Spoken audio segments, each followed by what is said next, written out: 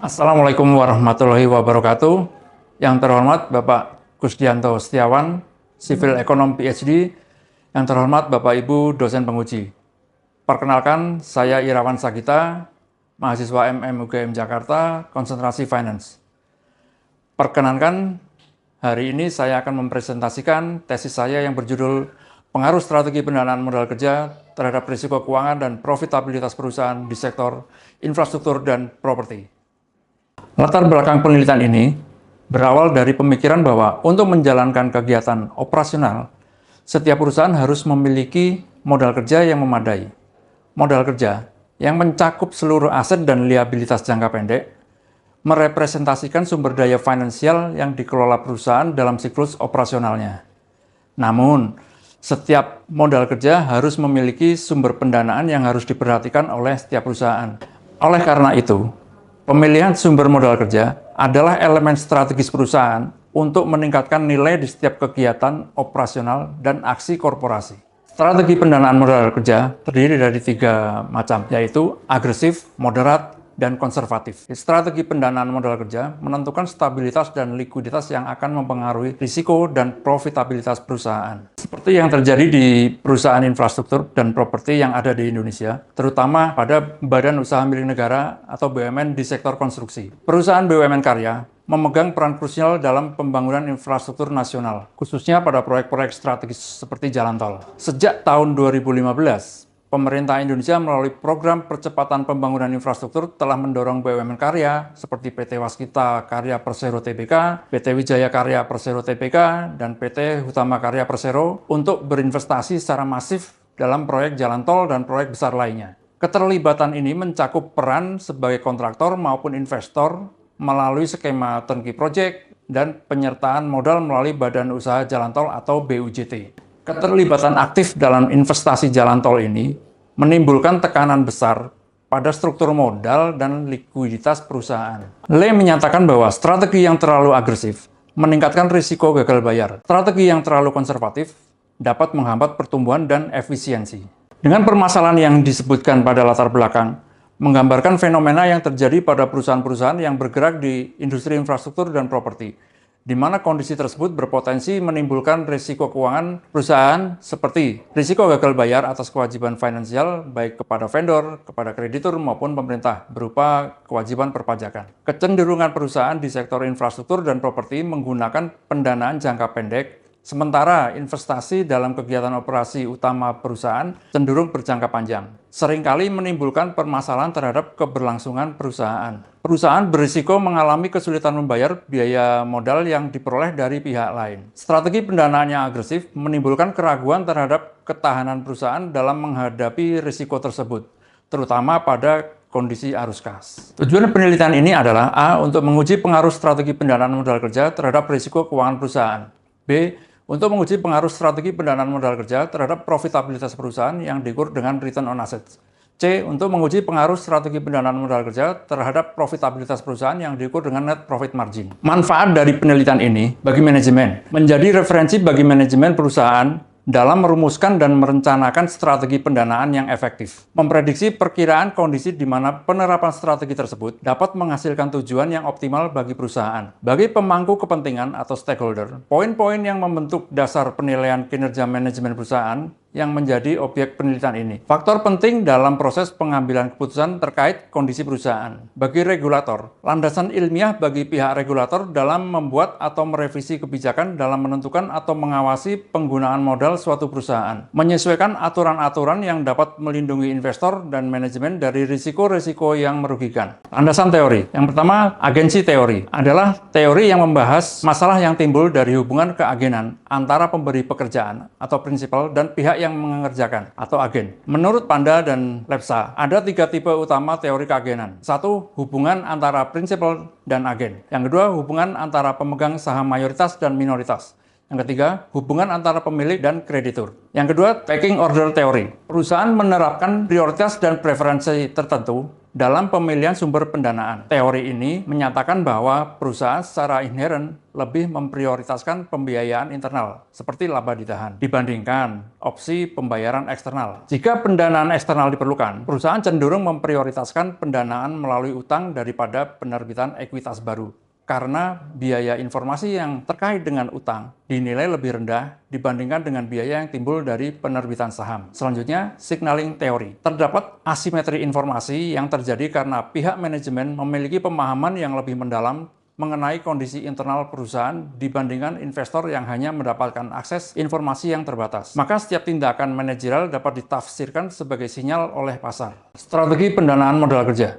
Strategi dalam menentukan struktur pembiayaan pada aktiva lancar perusahaan yang melibatkan keputusan strategis antara penggunaan dana jangka pendek dan jangka panjang untuk mencapai efisiensi operasional sekaligus mengelola risiko likuiditas. Strategi pendanaan modal kerja terdiri dari 3 pendekatan, yaitu agresif, moderat, dan konservatif yang tercermin dalam grafik berikut. Pada pendekatan moderat, sumber pendanaan modal kerja berasal dari sebagian utang jangka pendek, utang jangka panjang, dan ekuitas perusahaan. Pada pendekatan agresif, sumber pendanaan modal kerja secara keseluruhan berasal dari utang jangka pendek. Pada pendekatan konservatif, sumber pendanaan modal kerja secara keseluruhan berasal dari utang jangka panjang dan ekuitas. Risiko keuangan perusahaan. Tingkat ketidakpastian yang ada di perusahaan dan melekat pada hasil operasional dan keuangan yang dapat mempengaruhi nilai pasar perusahaan secara keseluruhan. Profitabilitas perusahaan. Kemampuan perusahaan dalam menciptakan laba yang merupakan salah satu cara dalam menentukan kinerja perusahaan.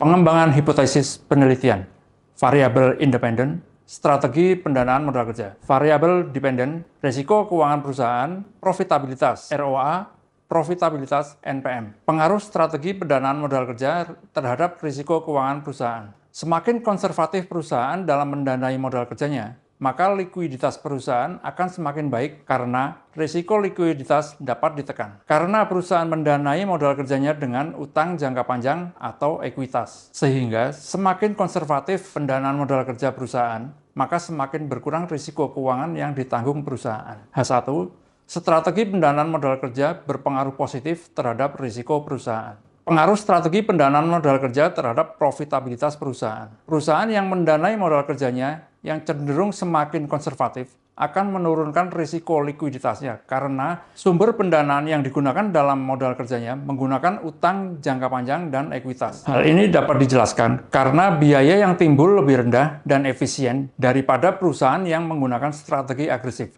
sehingga meningkatkan profitabilitas.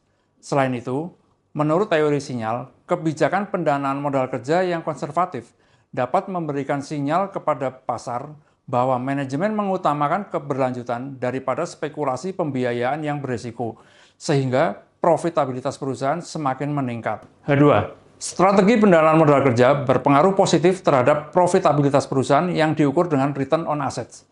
H3, strategi pendanaan modal kerja berpengaruh positif terhadap profitabilitas perusahaan yang diukur dengan net profit margin. Metode penelitian.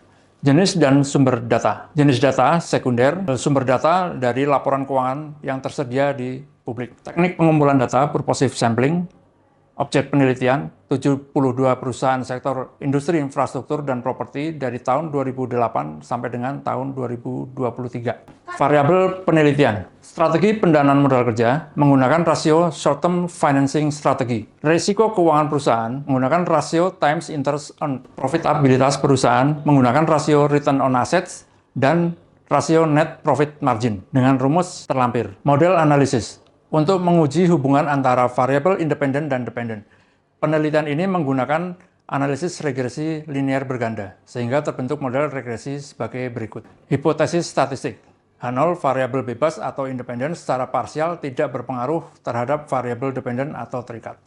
H1, secara parsial variabel bebas berpengaruh terhadap variabel terikat. Jika probabilitas beta lebih besar dari 0,1, artinya tidak signifikan, maka H0 dapat diterima dan H1 ditolak. Namun, jika probabilitas beta kurang dari 0,1, artinya signifikan, maka menolak H0 dan menerima H1. Hasil penelitian.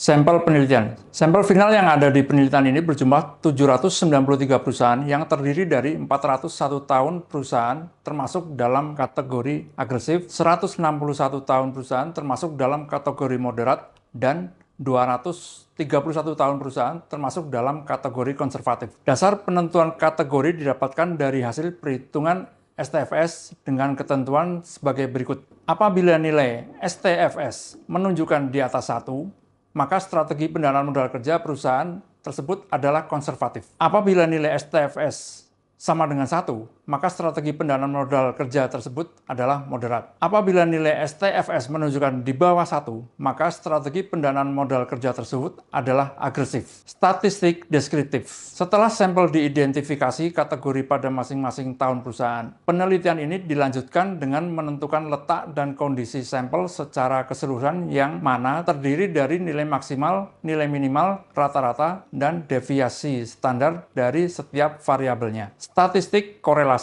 Selain ditentukan kondisi sampel secara deskriptif, dilakukan analisis korelasi antar masing-masing variabel. Nilai yang ada di tabel menunjukkan nilai koefisien korelasi dengan tingkat signifikansi 5% dan 1%. Artinya, ketika variabel mencapai signifikansi, maka kedua variabel tersebut berhubungan dengan tingkat akurasi sebesar 95% atau 99%. Hasil uji hipotesis. Setelah dilakukan uji korelasi antar variabel, penelitian ini menggunakan uji hipotesis dengan metode analisis regresi linier sederhana dengan variabel independen WCM atau strategi pendanaan modal kerja perusahaan dan variabel dependen risiko keuangan perusahaan pada model 1, ROA, profitabilitas, diukur dengan ROA. Pada model 2, NPM atau profitabilitas, diukur dengan NPM. Pada model 3, hasil menunjukkan bahwa pada model 1 sampai dengan 3, pengaruh WCM positif signifikan dengan risk ROA dan NPM dengan tingkat signifikansi secara berturut-turut 1%, 5%, dan 10%. Pembahasan sesuai dengan hasil uji hipotesis.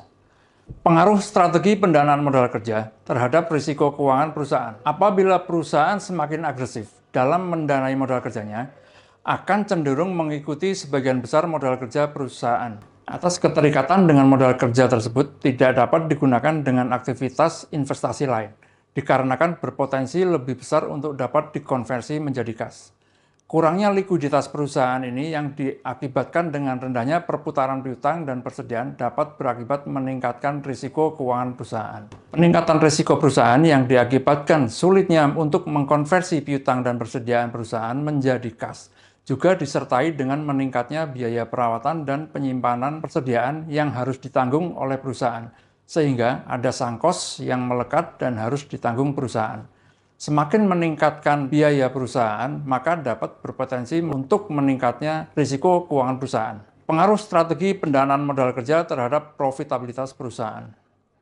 Dalam sektor infrastruktur dan properti, ketika perusahaan semakin agresif dalam strategi pendanaan modal kerjanya, maka dapat berarti perusahaan menggunakan modal kerjanya yang bersumber dari pendanaan jangka pendek atau liabilitas lancarnya. Hal ini menimbulkan biaya yang timbul seperti biaya denda, bunga, maupun refinancing perusahaan semakin meningkat, sehingga laba yang muncul semakin berkurang. Sehingga perusahaan menunjukkan penurunan kemampuan untuk menghasilkan laba, baik dari pendapatan, penjualan, maupun dari aset yang dimiliki. Strategi pendanaan modal kerja yang semakin konservatif mengurangi ketergantungan pada utang jangka pendek yang sering menimbulkan biaya bunga fluktuatif dan risiko refinancing. Sehingga stabilitas pendanaan dapat memberikan margin keuntungan yang lebih stabil. Dengan meningkatnya stabilitas tersebut, kondisi itu akan meningkatkan rasio laba bersih terhadap penjualan, sehingga NPM semakin meningkat. Kesimpulan dan saran. Kesimpulan 1. Strategi pendanaan modal kerja berpengaruh positif terhadap risiko keuangan perusahaan. 2. Strategi pendanaan modal kerja perusahaan berpengaruh positif terhadap profitabilitas perusahaan yang diukur dengan ROA. 3. Strategi pendanaan modal kerja perusahaan berpengaruh positif terhadap profitabilitas perusahaan yang diukur dengan NPM. Saran, 1.